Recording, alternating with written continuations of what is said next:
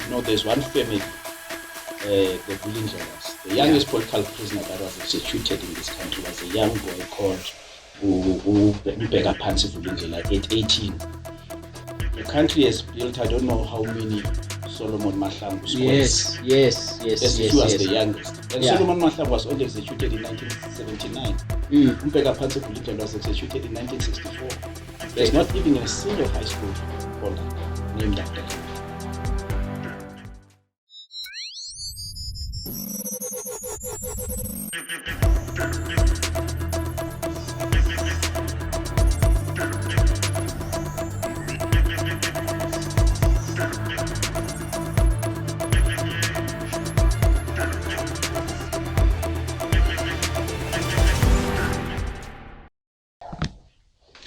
Hi, and welcome back to the show Kali Vitsoki Rasemishi Mushala, and I am still with Abuti Xola Tyamzashe.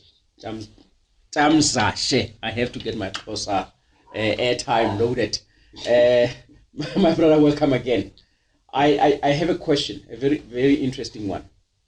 Utatu Sobukwe, he's been, that's my personal thing, that I feel that he has been isolated somehow politically, in a sense that even in his arrest after moving around prisons for around 3 years, and he's taken to Robben Island, he was separated then from the other prisons.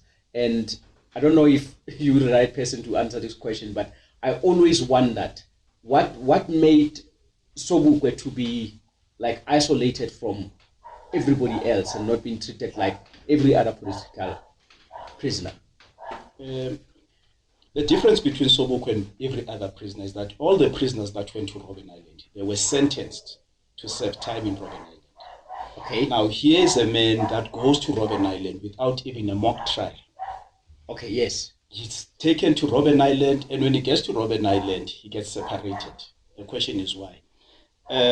But now and on a clause, not on, like you say, on a sentence. Yeah. On a parliament clause that says, yeah, this is a Sobukwe clause. Yeah, Sobukwe is the only prisoner that had an act of parliament passed for him. Yeah. You know, as I said earlier on, there was not even a mock trial. Yeah. So now it was gazetted that no, this man must be kept in prison. So now here's Sobukwe isolated. Actually, in motivation, I think it was one BJ Foster went to motivate after having visited to Sobukwe. And he asked him on his stance, on whether he has changed now, thinking that probably the time that he had spent in Stoffberg and all these other prison had blended down. He said, no. I still remain adamant, and I still remain, I stand by my, conviction. So now here's Sobukwe isolated. Actually, as you go to Robben Island, I've been to Robben Island, fortunately, with a number of Robben Islanders. Yeah. They said whenever they were counting, the warders were counting the total. They would count every evening the total, and then they would just say +1. Yeah. +1. So Sobukwe was there in his own prison within a prison. Yeah. Isolated, not speaking to anybody. And remember now, first of all, one of the things that he had done, Sobukwe, when he was sentenced, he asked the court to remember that the accused refused to plead. They refused to plead because they felt no moral obligation to obey the laws made by the white minority. Oh. So based on that, the Boers felt that they were being they were arrogant, so they had to set an example. They were sentenced. So now, here's now the completion of the sentence. So now this man was considered dangerous by the apartheid regime. And now here's an apartheid regime that feared Sobukwe alive. Yeah. And we talk of the current government that fears Sobukwe dead. Because that's my next question, that don't you feel that Sobukwe was probably isolated even after his death? Meaning, what he has done, even with the PAC, is not so recognized in black history, if I can put it that way, that Sobukwe's name is raised high to say he has helped the country to move to a certain position. Actually, that is deliberate. It's by design that Sobukwe continues to be silenced. Okay, but why is that? Why silence by? We can understand by the apartheid regime, because of he was a problem to the apartheid regime. But why would he be silenced by his own? Why would we have a black government and not recognize black leaders, the contribution what other black leaders have? Yeah, the current country that we have, remember now, it was a negotiated settlement. It came with, when people give you your freedom on a silver platter, it comes with conditions. Yeah.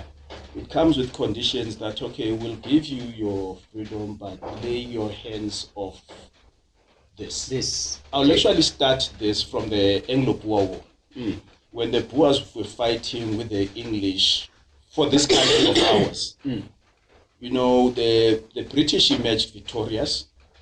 I think it was from 1899 to 1902. And then what the British decided, they took the Boers into concentration camps.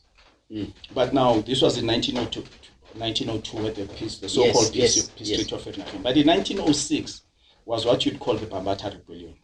Okay.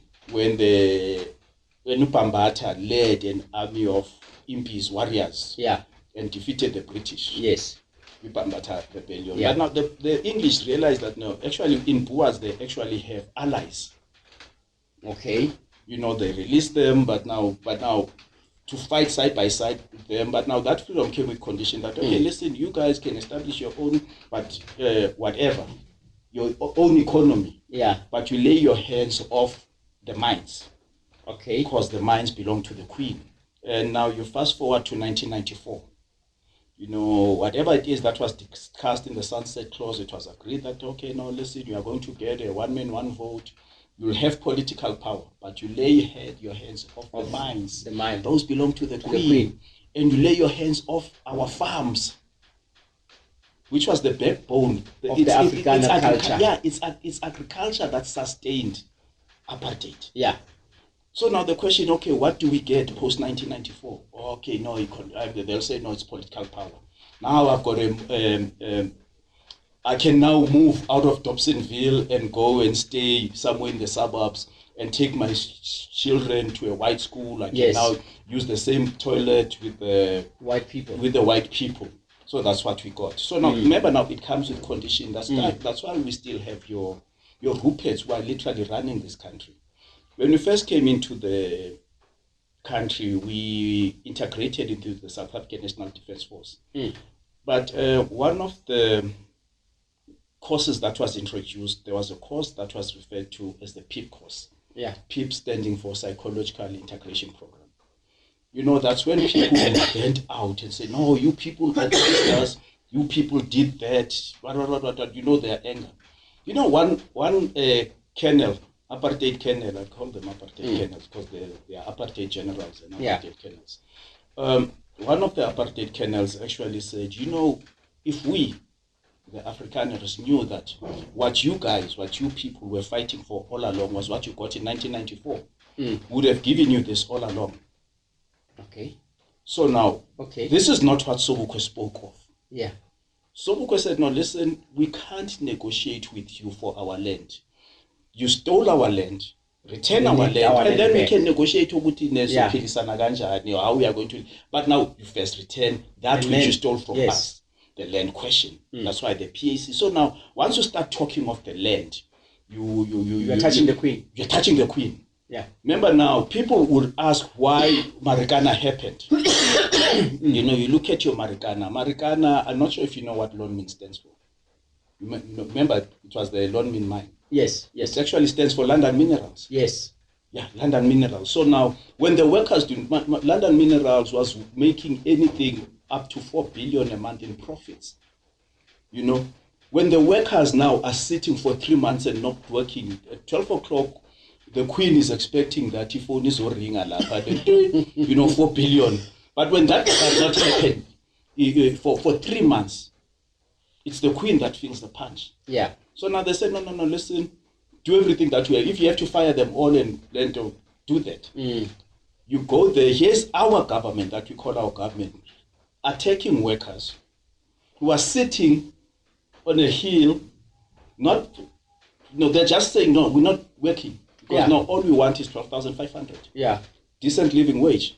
We want your living wage, for England.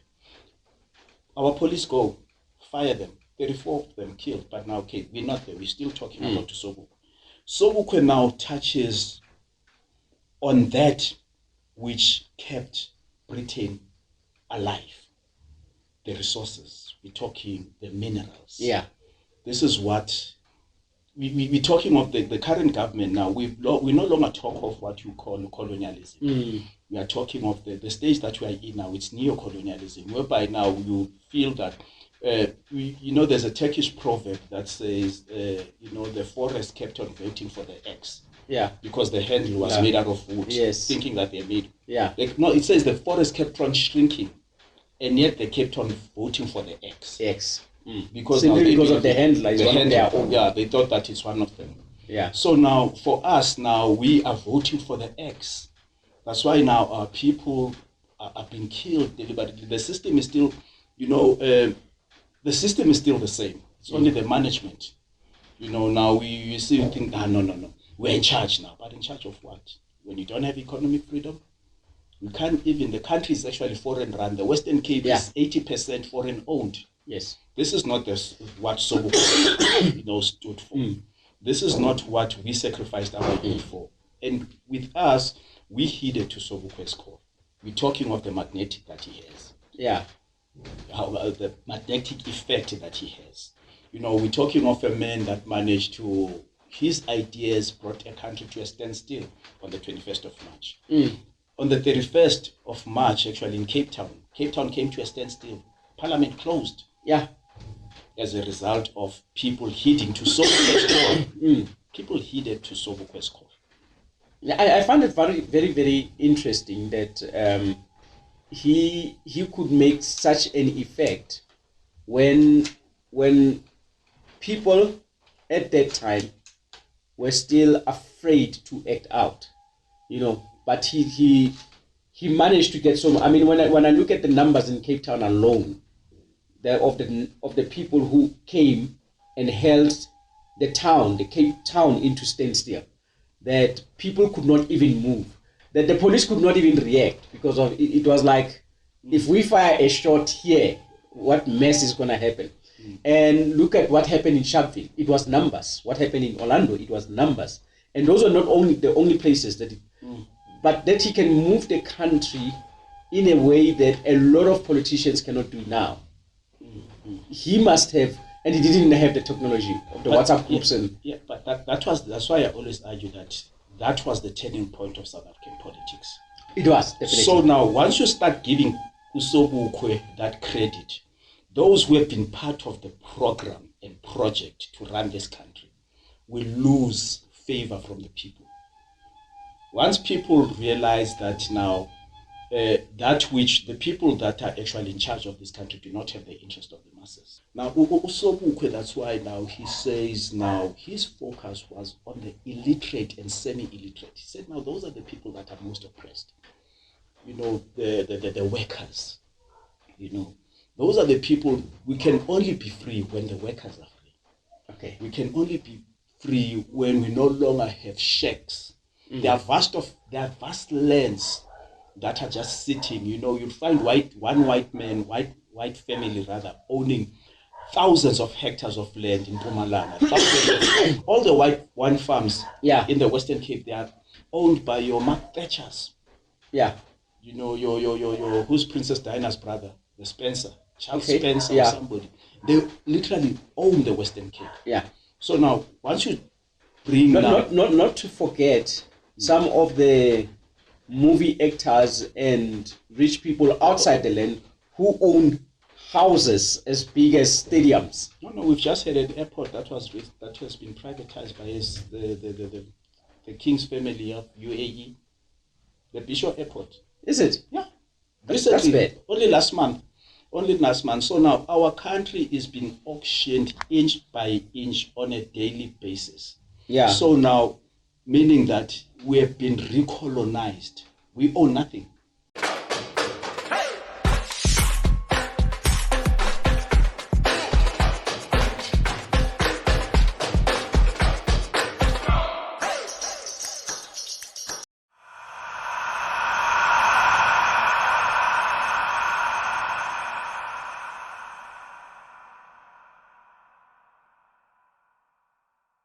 Ubiko speaks of this. Ubiko says, when his father went to school, he went to school to learn English. Yeah. Once he knows English, he could easily get a job. So now, meaning that he went to school in order to get a job. He said, meaning that even when he left school as a job seeker. He goes to school in order to find a job. We don't create jobs, because we don't own anything. So now the government does not have a program. That's why now you'll find that the cell phones, the people that are fixing all over the country, there's spaza shops all over the country, from the most rural of the rural areas. You'll find a spaza shop owned by a Pakistani. Yeah. And these people, they come here only having $200 in their pockets, but by 6 months they make their first millions. You look at Hillbrow. Hillbrow is foreign owned. You look at nothing against our African brothers, but now the fact that it is so easy to enter and leave South Africa. Yeah.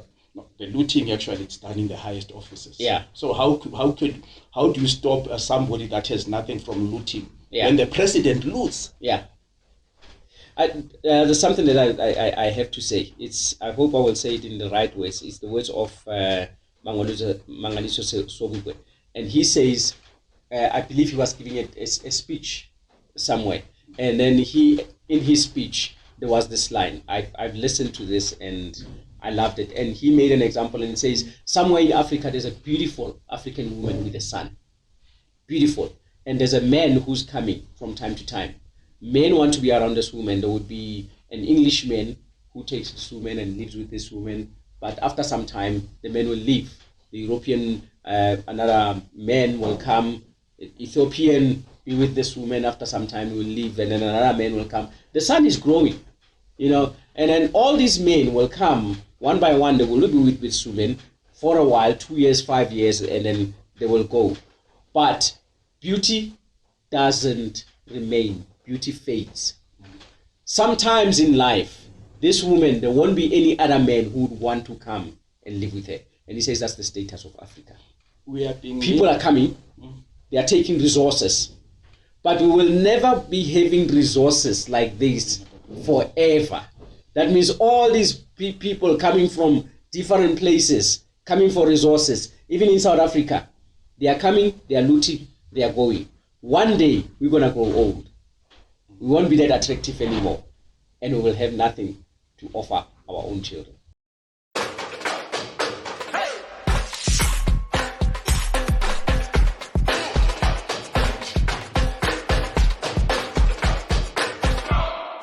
And your documentary, you said you are busy on a documentary or something like that? I'm actually writing a book, but I'm busy with a documentary. Remember now, there's these... if you look at my YouTube channel, there's a clip by the former Minister of Defense, who's now the Speaker of Parliament. Okay. Yeah. In one funeral, where she actually acknowledged the fact that 95% of the people that were executed by hanging were members of the PAC. Oh, okay. There's not a single monument to any of those in this country. Wow.